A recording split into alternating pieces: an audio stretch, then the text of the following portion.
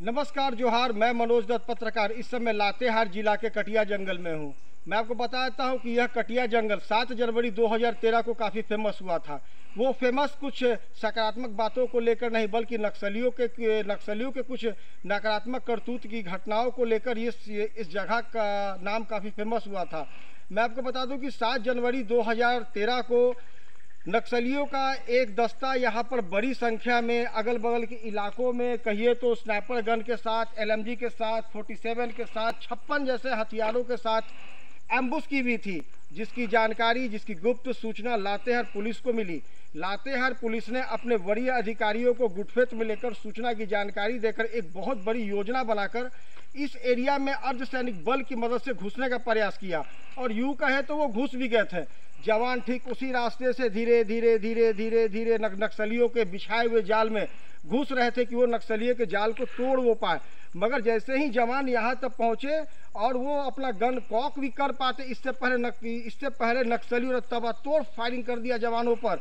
इस मुठभेड़ में तकरीबन 12 जवान की मौत ऑन द स्पॉट घटना स्थल पर हुई थी और तकरीबन 3 दिन का वक्त लग गया था सुरक्षा बलों को यहाँ से बॉडी को निकालने में, सही जवानों को। वही मैं बता दूं कि इस पूरे मुठभेड़ के दौरान 5 ग्रामीण भी मारे गए। 5 नहीं, 4 ग्रामीण मारे गए। एक ग्रामीण घटना में घायल हुआ था। जब यहाँ पर 100 पड़ा हुआ था तब सुरक्षा बल ने ग्रामीणों के मदद से सही जवान के 100 को उठाने का प्रयास किया, मगर उस जवान के बॉडी में बॉम्ब प्लांट था। जैसे ही 5 लोगों ने उस बॉडी को, सही जवान की बॉडी को उठाने का प्रयास किया, वैसे ही वो बॉडी ब्लास्ट हो गई और 4 ग्रामीण की मौत घटना स्थल पर ही होगी। वहीं एक ग्रामीण आज भी जिंदा है और घायल अवस्था में है।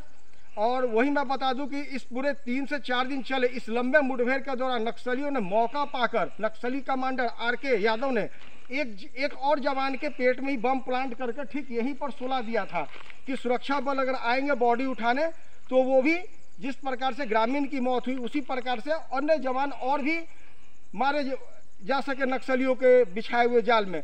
मगर खुदा न खास्ता कुछ ऐसा हुआ कि सुरक्षा बल BDS की टीम यहाँ पर आई, बॉडी को उठाई, बॉडी को ले गई अमुआ टिकर में जो देवी मंडप है वहाँ से हेलीकॉप्टर पर शिफ्ट कर बॉडी को सीधा रांची रिम्स भेजा पोस्टमार्टम के लिए। पोस्टमार्टम के दौरान एक डॉक्टर की नज़र पड़ गई पेट में पड़ी हुई स्टिच पर।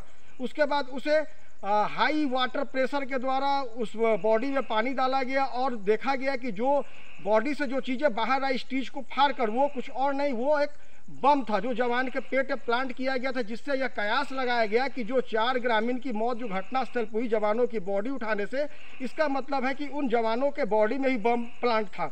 इसलिए जैसे ही ग्रामीणों ने उस बॉडी को उठाया और वहाँ पर 4 ग्रामीणों की मौत हो गया और एक ग्रामीण गंभीर रूप से घायल हो गया जो आज भी जिंदा है। वही मैं बता दूं कि इस घटने के बाद राज्य ही नहीं बल्कि केंद्र सरकार और कहा जाए तो इंटरनेशनल लेवल पर लोगों के कान खड़े हो गए कि लातेहार में नक्सली संगठन ऐसे हैं जो जवानों को मुठभेड़ के बाद, मारने के बाद उनके पेट में बम प्लांट करते हैं। ये काफ़ी भयावह मामला था और मामला काफ़ी तूल पकड़ा के कारण जिसे लेकर सुरक्षा बलों का अभियान क्रमबद्ध इस इलाके में होता रहा और अंततः इस इलाके को नक्सल मुक्त कर दिया गया और नक्सली बड़ी संख्या मारे गए, गिरफ्तार हुए, पकड़े गए या फिर संगठन छोड़कर कुछ लोग तो भागकर केरल में कमा रहे हैं। वही मैं बता दूं कि उस दौरान काफ़ी बड़े केंद्रीय मंत्रियों का यह बयान आया था कि कटिया गाँव को सुसज्जित किया जाए, वहाँ पर सड़कें बनाई जाए, वहाँ पानी की व्यवस्था की जाए, वहाँ राशन की व्यवस्था की जाए, उनको बेहतर स्वास्थ्य सुविधा मिले, बच्चे नक्सली संगठन में ना जाए, नक्सली ना बने, इसके लिए वहाँ पर स्कूल की व्यवस्था की जाए। मगर आप देख सकते हैं कि कटिया गांव के ग्रामीण, आप खुद भी किसी को भेजकर पता करवा सकते हैं, अगर मेरी रिपोर्ट गलत हुई तो आप हम पर FIR भी करा सकते हैं।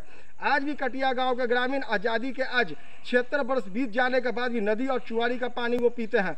आज भी इस गाँव में बिजली नहीं पहुंची है। कुछ ग्रामीणों ने बिजली भी लाया तो बिजली विभाग के मदद से नहीं बल्कि दूर एक ट्रांसफार्मर से बिजली को जोड़कर लकड़ियों के सहारे, खुट्टों के सहारे गांव तक लाकर 1-2 बल्ब जला रहे हैं, मगर वो भी कोई काम का नहीं है, क्योंकि प्रॉपर रूप से बिजली इनको मिलती नहीं है। वहीं कहा जाए राशन के सवाल को लेकर, तो राशन के सवाल को लेकर इनको, ये तो कटिया गाँव के रहने वाले हैं, मगर इनको 15 किलोमीटर दूर पहाड़ी रास्ता तय करके राशन लाने जाना पड़ता है।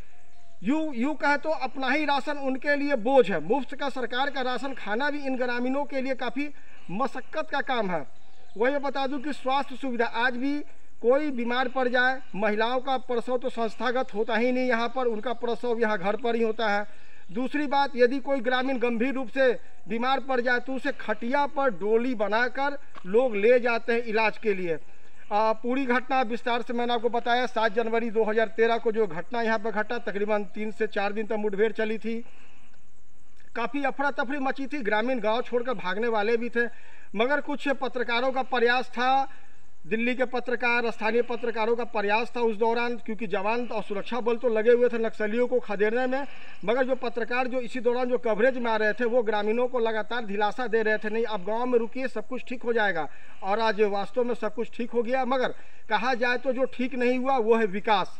बड़ी बड़ी सड़कें, बड़े बड़े पुल बनाए जा रहे हैं, मगर कहा जाए तो गांव की छोटी छोटी सड़कें, छोटे छोटे पुल पुलिया को नहीं बनाया जा रहा है।